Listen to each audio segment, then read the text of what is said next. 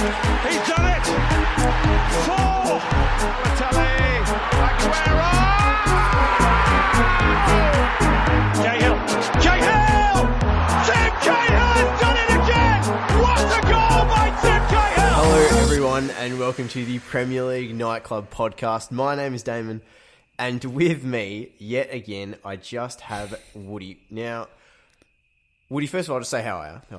Mate, I'm good. I'm a bit knackered. I fair to say I think we're all pretty knackered this week. It is 2020 and microphones still cannot just be plugged into a computer, plugged into a soundboard and work. It has been a long one. It's been a disaster to say the least. Let's just put it on record. It's been a horrific couple of hours we spent trying to get our mics up and running, which doesn't usually happen to us. We usually go pretty scot-free with our mics. In saying that, though, if there's any microphone companies out there that want to sponsor us, there's now an opportunity open because we're on the lookout for some new microphones. Ooh, yeah, I completely agree with you, Damo. I'll be very keen if the ones we're using right us. Now, they're going to remain nameless because we're not happy. But, Road, if you want to come after us, feel free. We're hot to trot at the moment, so we're on the market. Anyway, Woody, obviously Sam can't join us today for, again, pretty fair enough reasons. And honestly, it was touch and go if an episode was even going to come out this week at times. So we're just happy to be here. Yeah, exactly. I mean, we're happy to be behind the microphone, and I guess everyone would probably be happy to actually listen to us coming out this week. Yeah, exactly. And apologies if my voice is a little bit nasally. I'm coming off a bit of a cold, but Woody, something that caught my eye. I was going to say, why are you sounding so shit? No, something that caught my eye this week. Yeah. Obviously, especially it's very much an English thing to say top bins. Yeah, bins. Yeah. Did you know? I forgot to mention it last week. 2 weeks ago, the phrase "top bins" is now officially in the Oxford Dictionary. No way. I swear on my life. No way. Look Are you serious? Yeah. What? So, whilst we're on this app, if you got a moment, look it up, and it'll be like Oxford Dictionary announces top bins, and it's got like the definition of like top corner of a football goal or football net or something. It's so funny. I can't believe that it's actually gotten through. You're right. This guy just looked it up. It's crazy. What? I cannot believe that. I tell you what, Damo, another thing that caught my eye as well was this morning, which is Tuesday morning Australian time, the FA announced that children in Britain under the age of 12 that are playing football have been banned from heading the ball in training. Now, the ruling is piss. I'm sorry. Yeah, the ruling got introduced because in immediate effect in obviously the British countries, in England, Northern Ireland and Scotland, because the football associations agreed that a field study came out saying that it could potentially lead to later on brain damage. Not quite severe brain damage, but loss of neurofunction and whatnot. However, the Scottish FA came out and said, or the chief of the Scottish FA came out and said that although the findings don't actually have any credibility, they have to follow the FA's conduct. So, I mean, it's immediately shot down, and now the heading will only come into play when kids hit under 16, which I think is pretty ridiculous considering it's such an integral part of the game. Just on that, though, I must admit, I played football when I was younger, obviously. Here we go. There was the one drill you had to stand 2 meters apart from someone, and someone would throw it up, and you'd either have to header it as hard as you could, as if you were trying to score or clear out a corner, or you tried to header it back to your teammate and header. And after a while, it did bloody hurt. But the coach would keep going. It's like when in a game, am I headering the ball 20 to 30 times in a row? So in that sense, 12-year-old me is like, yeah, sweet, get out of that drill. But it is a bit weak, isn't it? I'll tell you what, the FA clearly haven't played futsal. They think it's bad with these highly pressurised balls. Try playing with a bloody futsal ball that weighs a stone and a half. Sitting in front of some of those free kicks is terrifying. Yeah, especially with me behind it, mate. Yeah. Absolute pistons behind that ball. Speaking of pistons behind the ball, we've had some... This week, we don't really do a goal of the week on the Insta at the moment, but you'd have to say, if we were, it'd be a tough decision this week. It was some crackers. Mate, this is by far, I would have to say, the best round of goals I've seen this Premier League season. I think what makes it better, it's not like we're sitting here and be like, yeah, there were some good goals, but there was just one outrageous one. There were probably like seriously good goals all over the place. Yeah, there was 6 or 7 completely outrageous ones. Like we saw the Patrick Van Aanholt free kick, Ender Stevens volley, which I'll touch on a little bit later as well, no doubt. That was definition of bins. You'll find Ender Stevens in the Oxford Dictionary under top bins. There was the Calvert-Lewin scissor kick, of course, the Greenwood finish off the top of the crossbar, and then the Tony Martial scoop, which was our nightclub newsflash of the week. Boy, oh boy, it got me excited watching all the goals this round. Even Aubameyang's first goal as well. I just thought it had a bit of Thierry Henry about it, just how it was a simple finish, but just the way he got in behind and the way you just knew he was going to score as soon as he got on the end of the ball. And what a pass from David Luiz as well. So amazing. So yeah, Woody, there is something we actually forgot to do last week, and that was the quickfire results. Ooh, we didn't actually do them. We didn't do them. No, it was the first time in about 30 episodes we've forgotten to do it. That's very unlike us. I literally cannot believe that we didn't do that. We got distracted by the Man City saga. So this week, Woody, would you care to hit us with those quick fire results? To kick off the round, Chelsea down Tottenham 2-1. Palace beat a red-carded Newcastle 1-0. Burnley down Bournemouth 3-0. The Blades and Brighton drew 1-1. Southampton beat a struggling Villains 2-0. City down Leicester 1-0. Wolves beat Norwich 3-0. Man United beat Watford 3-0. Everton and Arsenal ended in an Arsenal win 3-2, an absolute classic. And Liverpool downed West Ham 3-2 after a bit of a scare, Damo. Yeah, well, we spoke about the Chelsea-Tottenham one last week briefly about how it was probably the biggest game of the season since Liverpool hosted Manchester City at Anfield. And look, I don't want to say it didn't meet expectation because, 2-1, no one's ever complaining about a 2-1 game of football. But I just felt watching it that there was a sense of inevitability about it and almost shock when Tottenham scored that late goal to sort of give them a little bit of hope. Even that was an own goal. The Rudiger own goal. Yeah. They were lucky to score. Let's be real, they were. Yeah. And I think that Chelsea probably showed their colours and, if anything, some real direction under Frank Lampard and where he's going because, Tottenham, even though Tottenham probably didn't play the way they wanted to play, still, it's a scalp. It is a scalp and they needed it. Do you want to get stuck into it? Let's do it. All right, let's get stuck into, even though we sort of already have, Chelsea versus Tottenham. Nicely taken by Mason Mount. On for Barkley, cleverly moved it on one more for Alonso! What a goal! Marcos Alonso against Tottenham again. He finishes off what was a quite brilliant move. Stunning stuff from Chelsea. All right, yeah. Woody, it was a stunning move by Chelsea from Marcos Alonso with that finish. And it sort of just really summarised the way Chelsea were playing from a tactical point of view. And I will get stuck into that pretty deeply soon. But just how brave was Frank Lampard going into this one? Oh, I think it was incredibly brave because, for one, he handed Olivier Giroud his first start in God knows how long. Yep. Right? And that paid off dividends, obviously, with Giroud scoring. But, the way Lampard plays, it very much benefits a pacey striker, and Giroud is anything but that. He's has no pace anymore whatsoever. And Batshuayi is probably the direct fill-in for Tammy Abraham. Yep. Obviously, Batshuayi's had his struggles, and Giroud got the game, and it paid dividends, and that probably plays into Giroud's hand as well because he's got some seriously good records for Chelsea. He was directly involved in 14 goals in his last 14 starts for the Blues in all comps, scoring and assisting for. He has the capability. I just feel like he isn't given the chance. Yeah, well, even with the goal he scored, it came from him running in behind off a quality ball from Jorginho. Yeah. And look, it was very, very close to being offside. His arm was ahead of the particular defender who I can't think of at the moment. But, of course, it's taken from the armpit, so Giroud was all good with that one. But I guess looking, more at the tactical side, Damo, in terms of Chelsea's shape, it was pretty brave, wasn't it? Yeah, well, funnily enough, Lampard said in his press conference that Mourinho must still have some mates at Chelsea because Tottenham actually set up exactly the way they would as if they knew how Chelsea were going to set up because it countered a lot of what Lampard had brought in. But luckily, his guys were up for the task.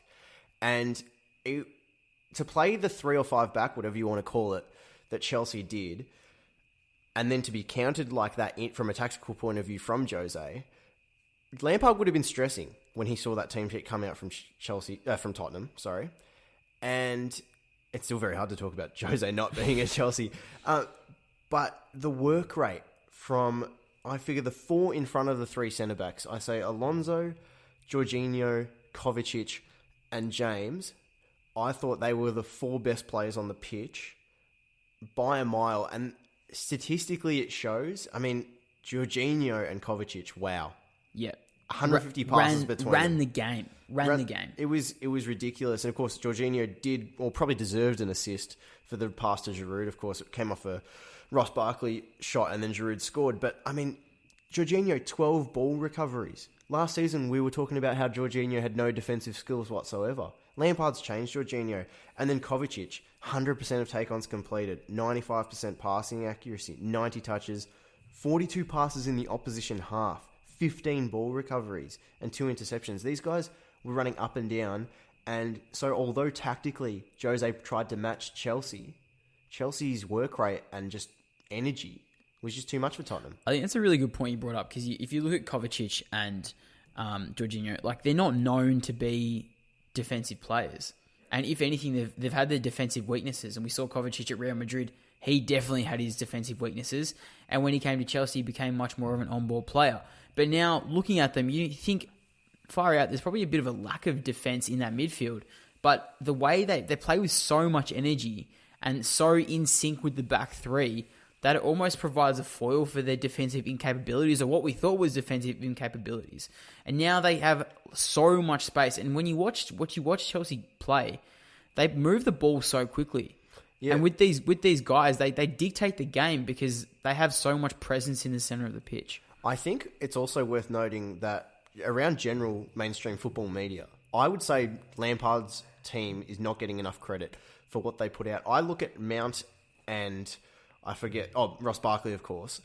Those two played probably one of the most selfless games of football I've seen for the season. Together, they only had about 50 touches of the ball, but they sat on the two wide centre-backs, and it meant Giroud was able to get in behind, which he usually can't. And when there's so much pressure on those centre-backs, their passing accuracy drops. And of course, Jorginho and Kovacic had games of their lives. But let's compare the wing-backs, because obviously both teams played wing-backs. Alonso and James combined for 5 shots. Of course, Alonso scored. Mm-hmm. Tanganga and Davies, terrible. They just couldn't match it with the wing-backs. 38 touches Tanganga had, and he turned it over almost half the time. Same with Davies, 56% passing accuracy. And Tanganga lost almost over half his defensive duels.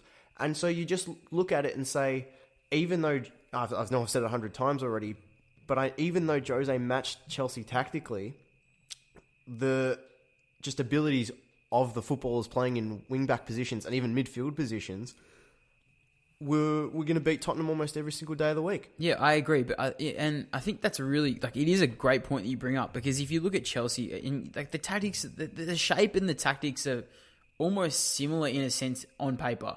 You know what I mean?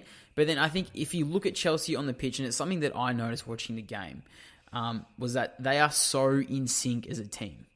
They really have. They're really connected. You know what I mean? And they play unselfishly, because if you look, for example, you look at Cesar Azpilicueta, how many times does he make runs into the box? He's always there. But then who's covering his position? Alonso. Yeah. Would you say that the point you have just made about them being connected? I mean, last week we were talking about how they couldn't find the back of the net and had one shot on target against Man United. But regardless of that and what the stats show, would you say that reason, other than the fact that he's a legend of the club, is why Lampard hasn't come under too much pressure yet? Because obviously the transfer window, and they've all different scenario around Lampard, but on the pitch alone, thinking about nothing else, would you say that Chelsea players showing that connection and ambition for their manager is a lot of the reason why Lampard is avoiding a lot of criticism? No, I don't think that's why. I think at the end of the day, they're still fourth. They're still a game clear of fourth. You know what I mean? Yeah. And they're two games from third. Obviously, first and second can't be reached, but Leicester are within touching distance. Mm-hmm. And then you look as well at the first half of the season. Everyone thought, all right, Chelsea are going to be bottom half table this season. Yeah. And we probably had almost none of us had him in our top 6. I think you might have been the only one that had him in your top 6. I think Sam was, actually. Or Sam was the only one that had him in the top 6, right? But if you look at them now, that was clearly a fluke. I think Lampard is showing that he has much more to offer as a manager than what people thought he had, and I think that comes down to the psyche. We talk so much about how managers can improve tactically and play a game, but then at the end of the day, the best managers in the world, and if you look at the best teams in the world, like if we compare to a Klopp has his players' backs no matter what. Mm-hmm. He doesn't care about his own reputation, and he doesn't care what the media slate him, because he's always there defending his players, and you can tell that they're a unit. And the psyche that a manager plays in terms of motivating his players, I think goes underrated, and that's something Lampard is very good at, motivating his team. I think it's a really good point you make as well, and there's the different ways you can defend your players. When Chelsea lose, Lampard doesn't sit there and blame other things. He says, yeah, we weren't good enough, but he doesn't absolutely dig into his players. It's almost like yeah, they weren't good enough, but don't worry, I know they know, and I don't need to go on about it. Exactly. But see, another way of defending your players was what Jose Mourinho said after the game and saying, I don't have a striker to pick from. Well, come on, Jose, that's no reason for your wing-backs to not have a single shot on goal the whole game. Do you know what I mean? Yeah. And they've got Bergwijn, I get he's tired, and Lucas Moura, a few of those guys, but they still have quite a decent squad. Exactly. But it's another point about Lampard. He's the first manager, Chelsea's the first team to do a double over a side managed by Jose Mourinho, and it comes back to this whole thing. Lampard, despite the circumstances, is doing well, and I know we're flip-flopping from last week, but it's just... I don't agree. I think we've been probably consistent that Lampard his players have Lampard's back. Yeah. Of course, the tactics aren't always there. He's a young manager. He's only managed for 3 seasons. I would say the day he changed his tactics after half an hour against Arsenal, and where they won and scored the 2 goals in the last 10 minutes, that was the day I knew that Lampard... That game alone earned Lampard a few more months than he would have got if when he comes under pressure. Do you know what I mean? Yeah, I agree with you. I think that game probably showed when he brought Jorginho on. Was it for Reece James? I think it was. And that probably or maybe Emerson. One of them. Emerson. Sorry, that probably showed that he has a lot more class and balls than probably what people give him credit for. Agreed. I completely agree. And Chelsea. Let's not take away from Chelsea's game, because they really did shut down Tottenham. They really did. They did. All right, to wrap this game up now, we haven't really looked at Spurs too much, and I feel like there's no need to do it a lot, but potentially no Son and no Kane for the rest of the season, or at least a large part of it. Despite Spurs being reasonably close to the top 4 still, only a game out, or a game and a bit out now, could we rule them out? Because they are still, I think, in the bookmakers are saying that if you include Chelsea in the top 4 race, Chelsea are number 1 favourite for 4th spot, Man United, Tottenham, Wolves, Sheffield. Do you agree with that? Or do you have Tottenham lower? I probably have Sheffield in front of Tottenham. I think that's fair. I think it's insulting to Sheffield, to be honest. Yeah, I think it is. I think, obviously it's something I'll touch on a little bit later.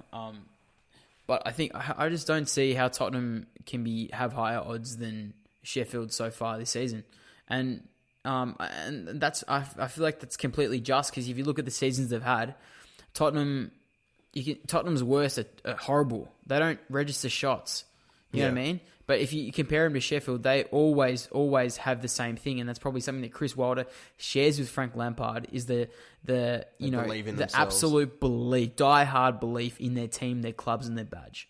You know what I mean? 100%. But then looking at Spurs, I think personally, I don't think that they'll make top 4. Maybe they'll make 6th and make Europa, but I can't see them making what is now the top 4 with City out.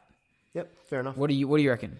I had them in my... Actually, if he's listening, a person I spoke to about 3 weeks ago, I think it was, told me that Tottenham should be the flat-out favourite for 4th spot, and anyone who doesn't see it is kidding themselves. He's not even a Tottenham fan. And I laughed at him, and then I think they had 2 decent wins, and I messaged him, and I was like, fair play, you got it right.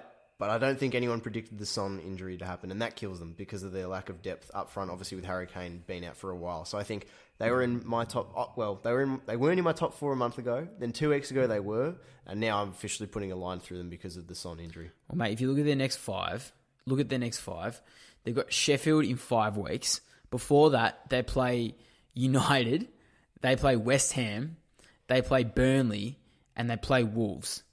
So 3 of those 5 games are potential losses. And even Burnley at the moment are firing. And even Burnley are firing, exactly. Yeah. So it's a bit 50-50. And quickly, Yep. red card or no red card, let's also. Oh, how have we not touched on that? Sorry. Yeah, that's an absolute joke of a decision. Not really. I can't believe it. I cannot believe that was not given a red card. And did you know the Referees Association put it down to human error? Yeah, they've apologized. These guys are 4th referees up in the stands. How can they not decide if this is a red card or not? That's what they are literally paid there to do. VAR is the big issue. I get that, but I also have an issue with the referee not giving it in the first place. Yeah, I don't know. It was literally a mid shin stamp. That is the sort of stuff that ends careers. We've both been watching football for a long time, Woody, and we've seen more subtle stamps given without VAR. You know, when obviously before VAR, referees' decision was final. Do you know what I mean? Like if a referee now gives a straight red, it can be overturned by VAR. Of course, yeah. But the lack of confidence in referees now, when they really should have more. Yeah. Do you know what I mean? I agree. Why not give it? Make a decision. You just have to question what are the reprimands if they do get it wrong and it does get overturned. I don't know. Is it an embarrassment thing? Who knows? I don't know. Anyway, we happen to move on to winners and losers. Let's do it, mate. All right, let's get stuck into winners and losers. Oi, did someone say winners and losers? Sure did, mate. All right, Woody, my winner of the week is a team that just keep going on. They keep getting results and phenomenal results, must I add. The Wolves. What a week for Nuno Santo's men. More specifically, as well, Diogo Jota. After a 4-0 hammering of Espanyol in the Europa League and a Jota hat-trick to go with it, Wolves pretty much now need... They don't even need to turn up to Spain. Just send the kids. They're not going to lose 4-0. It's all good. And, of course, a 3-0 win over Norwich. And you might say, Damon, come on, it's just Norwich. You know, like most teams have put 2 or 3 past their minimum. Yeah, fair enough. But it's just that getting the points on the board now with this thin squad that Nuno Santo has is no secret. Many people say that once you take 3 or 4 players out of that Wolves team, they drop away. And even if they're right, it's a fair play to Wolves for keeping these players fit. You look at some other teams in the league who just constantly have injuries. And so they must be doing something right off the pitch. And you got to say that they're a big winner, and so is Diogo Jota. And also, Woody, I know you were pretty interested in Man United being interested in him. Yeah, I don't know where it came from. It pops out of nowhere, and as it does... I don't believe that for a second. No that would way. Be a strange signing. That's rubbish. That is rubbish. Woody, who's your winner? My winner this week is a young man, Dwight McNeil.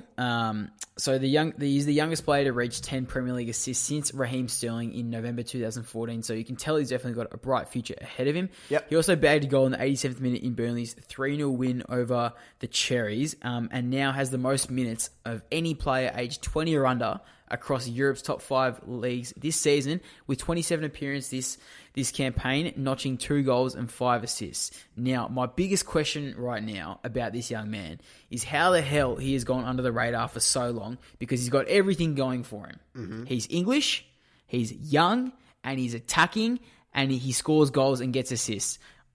I don't know how, because tomorrow the Sun is going to be saying that he's a rookie just off birth, and you know what?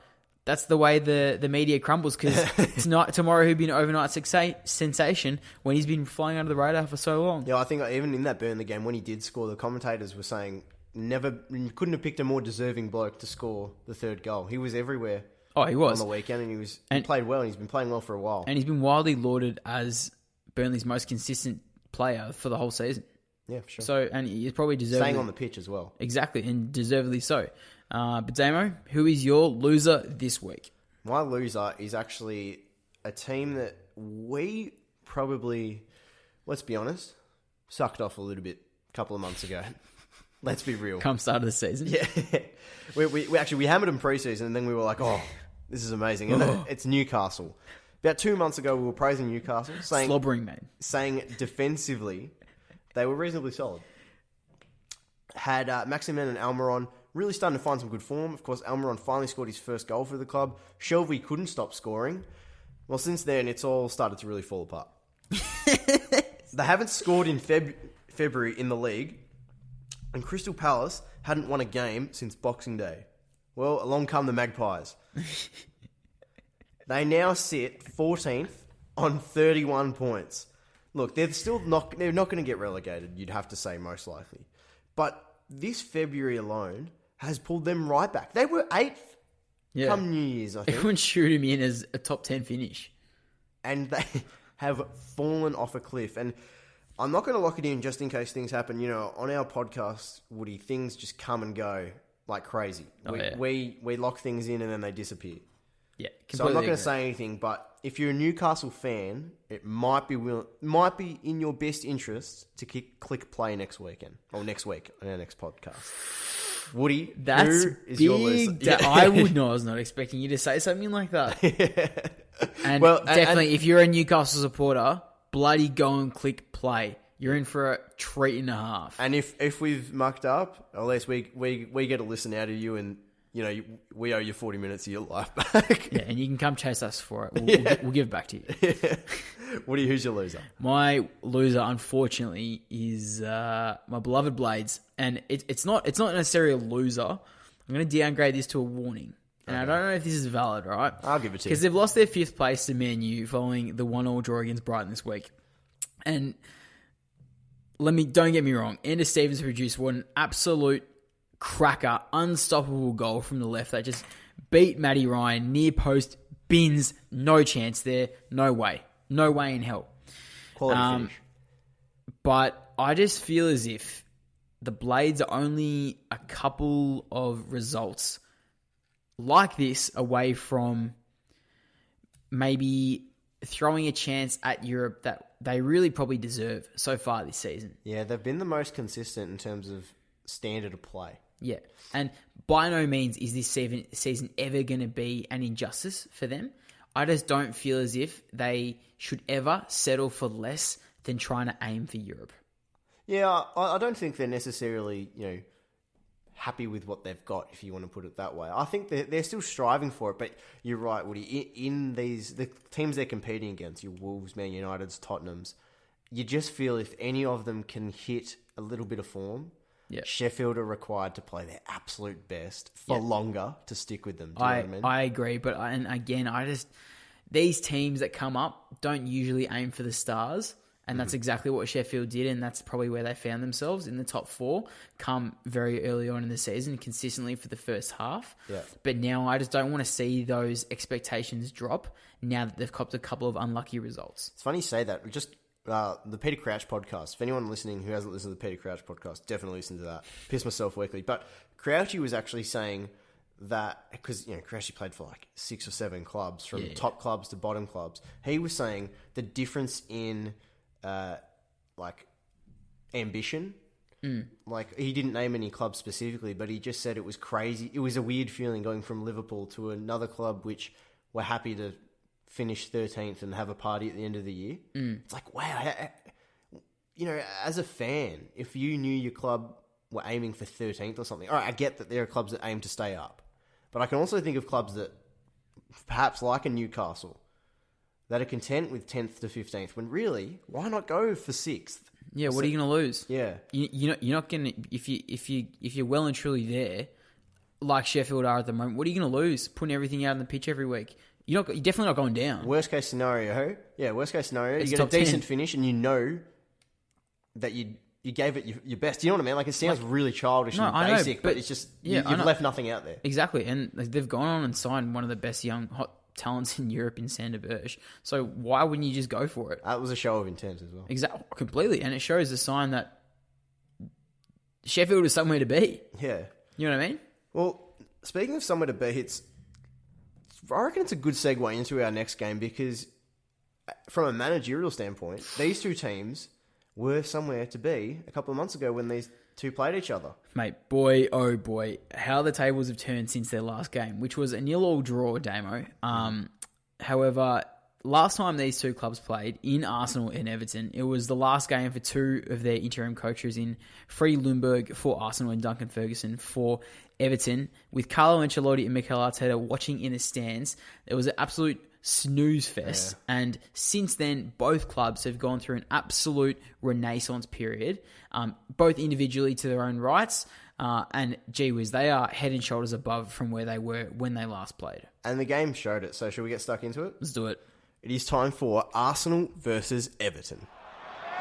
Here's Pepe. Early ball in, Aubameyang scores! It's a role reversal!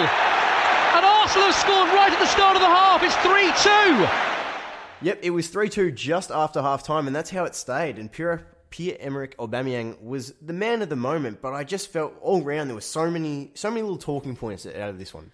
Yeah, I do agree. There was heaps, and there was 4 goals in the first half. That's talking points alone. Yeah. Gee whiz. And I reckon, just before we get stuck into the game, if this game was to be played 10 times over, in my opinion, Arsenal would lose almost every single one of them. Yeah, I was actually listening to an Arsenal review of the game, and obviously they've got an Arsenal hat on when they're talking about it, and they said that they probably did get a little bit lucky, which means they got really lucky.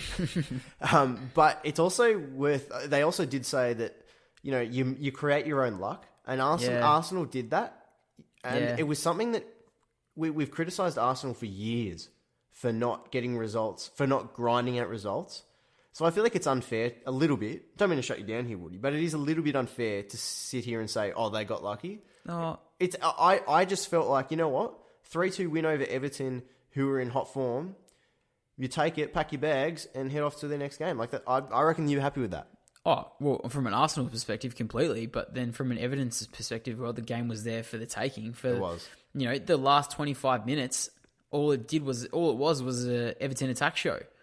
And for me, the game was there for the taking. Well, with that, I think Leno had his own renaissance in about 90 minutes. Yeah, he was. I think he was almost man of the match. If it in wasn't, the second half, it wasn't Aubameyang, it was definitely Leno. I think it was in the second half. You'd have to almost say it was Leno, just because. I mean, for mine, he should have done better with the Richarlison goal just before half time. Yeah, but not many not many players, but specifically goalkeepers can come back from that sort of incident and play so well when. If he didn't play that well, Arsenal wouldn't have got the 3 points. Yeah, I could not agree with you more. And the way Arsenal played was really interesting because they came out with some serious intent as well. And it's something that we haven't seen. We see a lot of Arsenal teams sort of come to the game and then they sort of meander around the pitch. However, now, and I think with Leno in tow and leading from the back as well, they sort of had 2 bookends in Aubameyang and Leno to lead the way. And they played with so much heart and so much intent. And I think it really, really showed throughout the game. Of course, you know, there was 2-2 heading into the break. However, like there are a few absolute performers, and one was unlikely because Said Kolasinac. I can never get his first name right. Anyway, he had a bit of an unfortunate run-in with, I think it was Iwobi.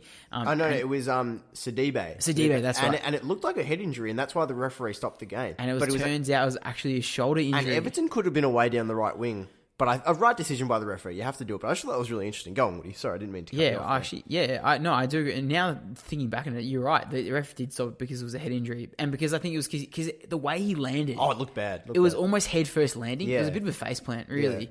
Yeah. And it ended up being a collarbone, something like that. Collarbone and shoulder, I think it must have been something like that. Anyway, walked off, pretty grim injury, unfortunately. And I think that'll play a lot into Arsenal's Europa League ties as well, having the lack of depth at left back. Because obviously they're still in the FA Cup as well. They've got a lot of games to play for the end of the season. They have a lot of games to play, especially with Saka maybe being the only. He's not even out and out left back either, but him being the only option back there, probably not the best for Arsenal's defense coming up in the next few games. But we'll see how they go, nevertheless. But Bukayo Saka, unlikely hero, came on in the 18th minute, went on to play an amazing attacking game. His assist, Damo, I don't know if you saw it for Eddie Nikita's goal. I did see it. Oh, absolute curler of a cross. Peach delivery. Unbelievable, underrated finish as well. Yes, a lot of players just smash that. I was going to mention this when we mentioned the goals at the start. For such a youngster to get up in the air and side foot volley past the keeper to the far post. It was quality.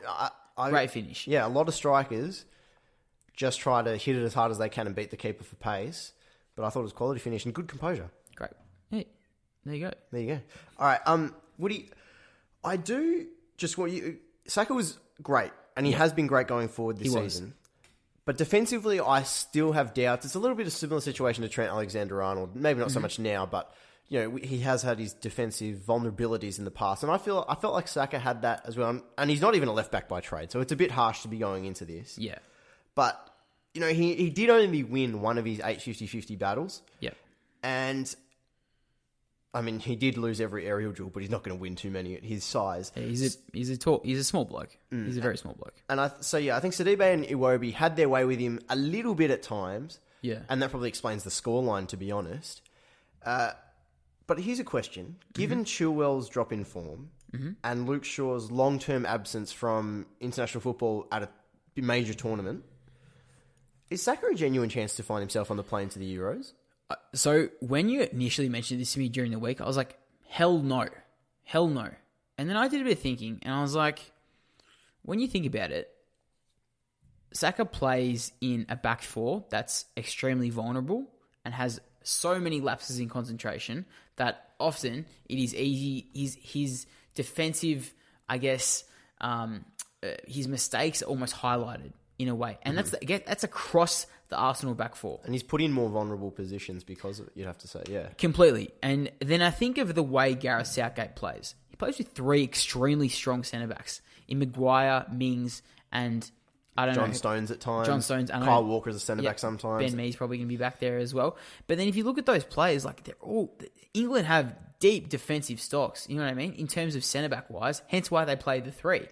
Of course, Joe Gomez as well. God, we're never going to hear the end of it from Liverpool fans if we forget him. Yeah, God, lucky you chucked that one in. I almost forgot him there.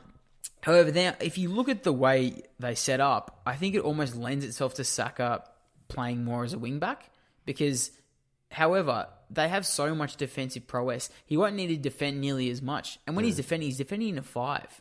Put him next to, say, a Jordan Henderson. Exactly. On to his right. That would be something I'd really want to see. Yeah, and funny you say that, actually, because Henderson's a really unselfish player, but then so is Saka. Do you know 40% of the balls he had on the weekend went diagonally right? So he was attacking so much. He was attacking so much for the game that he drifts in, and with a back 3, I think it almost lends itself for him to drift in and be a playmaker from defence, like an Alexander-Arnold. And if you look at if England had Alexander-Arnold and Saka, it'd be an both attacking drifting game.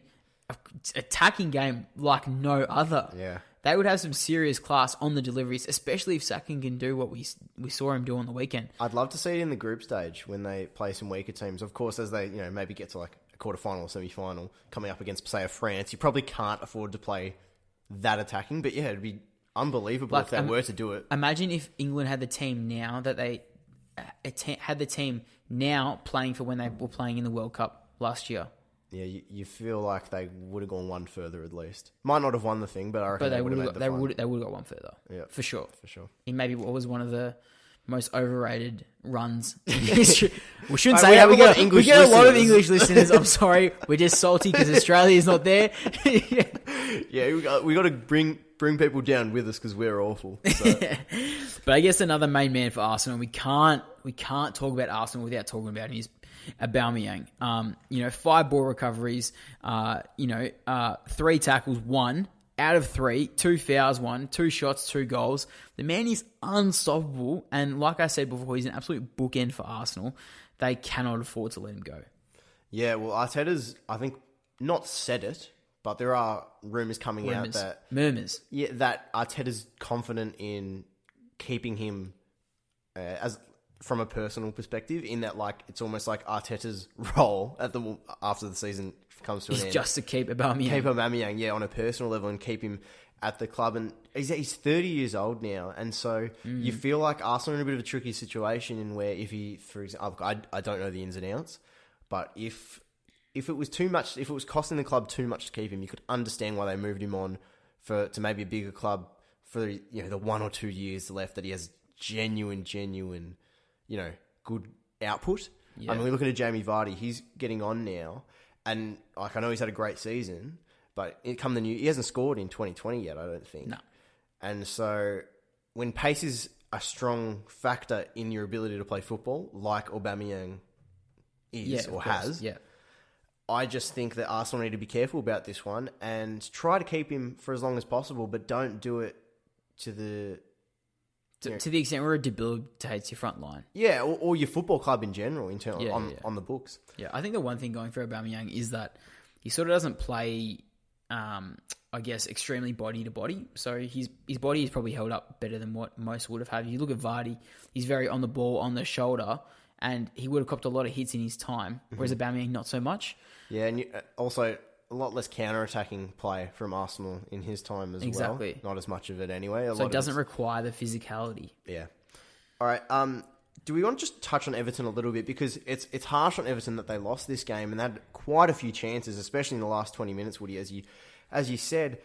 And the two goal scorers have been outstanding pretty much since Ancelotti's arrived. But even before then, Richarlison was at times the one keeping Everton out of the relegation zone, but he's kicked on. Yeah, and speaking of which, since Ancelotti's come on, Calvert-Lewin has scored 7 goals. So it says something about the renaissance that Ancelotti's bringing. Can I just say I love his celebration with Yuri Mina when they're I don't even know what they're doing. It just looks awesome. Yeah. two characters of the Everton footy club, that's for sure. Two that they definitely want to keep there as well. I mean, looking at these two blokes, they've come into their own skin, and I didn't realise Richarlison was only 22 until a couple of weeks ago. And maybe that probably lends itself to why Barca put in a $75 million bid for him. That was Richarlison that they put the bid in for. I just said that. Oh, I said Richarlison was 22. I thought you said Calvert-Lewin, my bad, because I think he's just the same age, isn't he? Yeah, similar sort of age as well. My apologies. Yeah, and then looking at these two guys, there are 9 players in Europe's top 5 leagues, aged 22 or younger, that have scored 10 plus goals this season.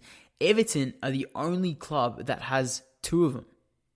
Wow. In Calvert-Lewin and Richarlison.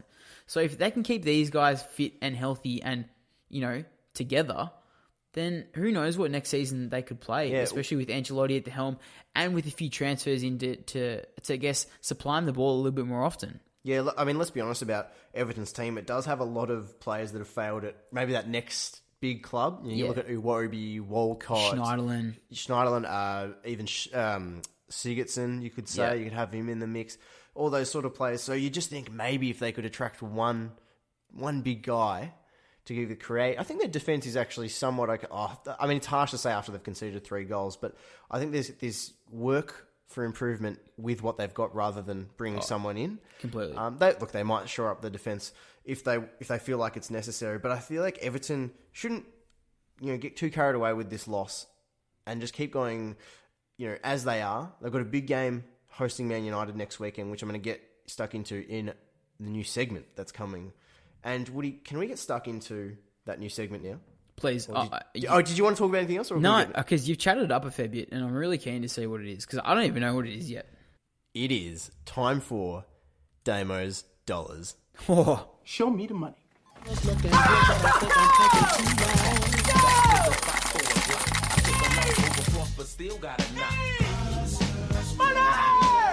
Yeah, that's right. You heard it. Damo's Dollars. Now, it's taken me 34 episodes to think of my own segment. I mean, let's be honest, Woody, there's been 1 or 2 that I've tried and they've just been crap, okay? They've been ordinary. Was it Damon's Dilemma? Yeah, that was shit. That was shit. So now, I was thinking, what can we do? What's something that the pod's lacking? Doesn't lack a lot, but I was like, you know what? Why don't we talk about games that are coming up a little bit more? But we've only got a certain amount of time, and we want to get into some good reviews. So I was like, let's do Damo's Dollars, where we can just talk about Damo's bets for the week. Now, mate, you're an addict, aren't you?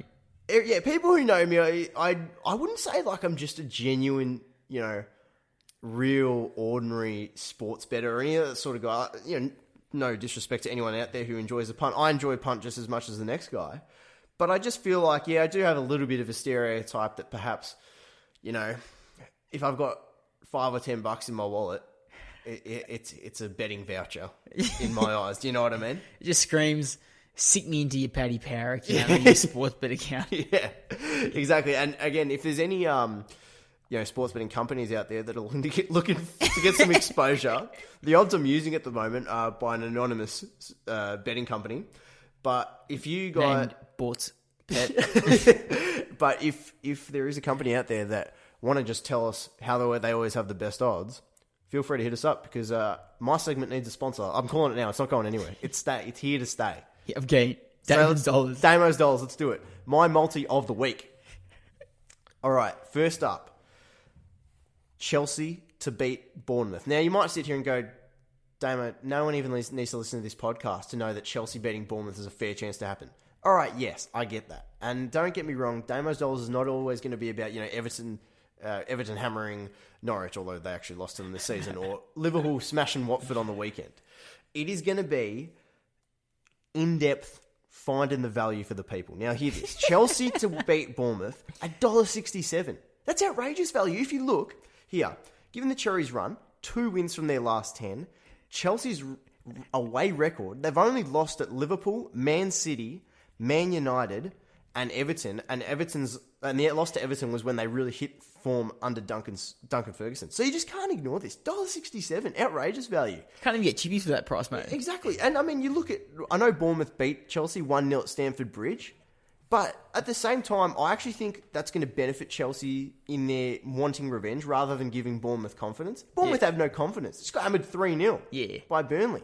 They've got none. They're on the floor. Now, this one, the next one in the multi, I have no reason for the statistical evidence why this is going to happen, but put your house on it, okay? West Ham to beat Southampton at $2.63. As I said, no statistical evidence to give this prediction, but look at West Ham's run, which you're talking about every episode for the last month. They play Southampton this weekend. Yeah. They're going to have no better chance to get a win in like the next month than this game. They're going to put all their eggs in this basket. I like it. Why wouldn't they not give it their all? Southampton are in the clear. They've got realistically not much to play for. The Hammers are going to get the job done at home. You heard it here first. Next up, an Everton win against Man United at $2.40. Man United have just won twice in their last 7 visits to Goodison Park, and last time they were at Goodison Park got hammered 4-0. Stiff. And of course, Everton have only lost 2 of their last 10 games. They're in flying form. I think they've only 2 losses have come against Man City and, of course, Arsenal on the weekend. Everton at home are quite good under Ancelotti. I think they're going to get the job done over Man United, and a Man United team who've really, I can't remember the last time they won 3 games in a row, 3 Premier League games in a row, I should say. So yeah, Everton at $2.40, I like it. Next up, and the final one, draw between Spurs and Wolves. Now, last time these two played, the Spurs found a late winner through Vertonghen. He's been out of form pretty much since that game. All their defence has. But if you look at who played in that game, Kane, Son, they're not there this time.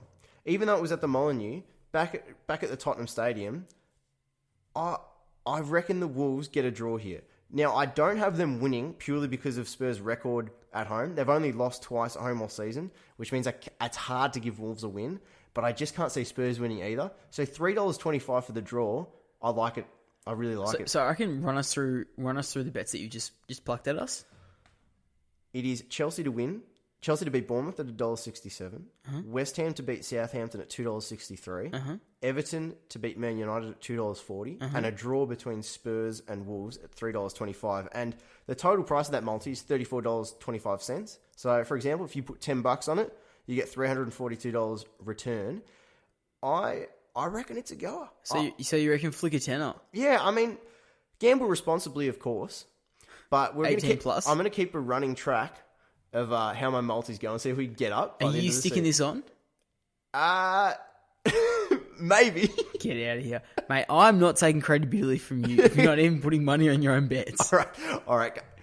Ask me Saturday, and don't you dare put the income of the nightclub on the bet. If you take the money that we've earned from this and stick it on this bet, I will kill you myself. All right. I don't care if you bloody win. If I do place the multi, we'll chuck it up on the Insta story, and people can ride the emotions with me. Yeah. All right, and hopefully everyone get on board. By the time this peaks, we have thousands of people having the same multi on. I think a bit of a disclaimer: we hold no responsibility for any lost bets. Yeah. Don't come running to us. We live all the way down here in Australia. Half our listeners aren't from Australia. It's all good. You reckon? Actually, no, most of them aren't they? Most of our listeners are from What are you Australia. chatting, mate? Shut up. I don't know. Sorry, I'm just Shut up. stressing now because you've got me thinking about I reckon, ruining people's I reckon lives. the only thing more impressive than how well you just goobed that up, as in your chat just then, was how enthusiastic you were for your first segment.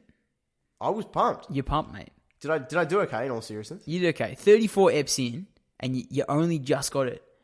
You're like a kid that's been denied a lolly for 18 years. To be fair, we haven't had Sam the Simpleton for about 20 episodes, maybe He hasn't 25. been here for 18 of them. That is true. That is true. All right, well, how about this? We're due for a Woody's Whip. So if anything, keep an eye out this week, Woody, for a Woody's Whip. And that pretty much wraps up the episode for this week. As I said, next week might have something a little bit saucy. Something brewing. For specifically the Newcastle fans. So if you're a Newcastle fan, keep an ear out or keep an eye out. Check your Twitter if you're a Newcastle fan to see if there are any hints. Yes. Twitter's a big hint. Yes. Big hint. But if people have Instagram, Woody, where can they find You us? can find us on Premier League Nightclub, at Premier League Nightclub on the Insta. And Damo, what about the Twitter? At PL Nightclub, or you can search us on Facebook. Just search Premier League Nightclub. We will be there. And yeah, it's pretty much it, isn't it, Woody? I reckon let's stick a bow on it, mate. Let's stick a bow on it. And would you like to thank everybody? Thank you very much, and thanks for boogieing this week at the nightclub. See ya. See you guys.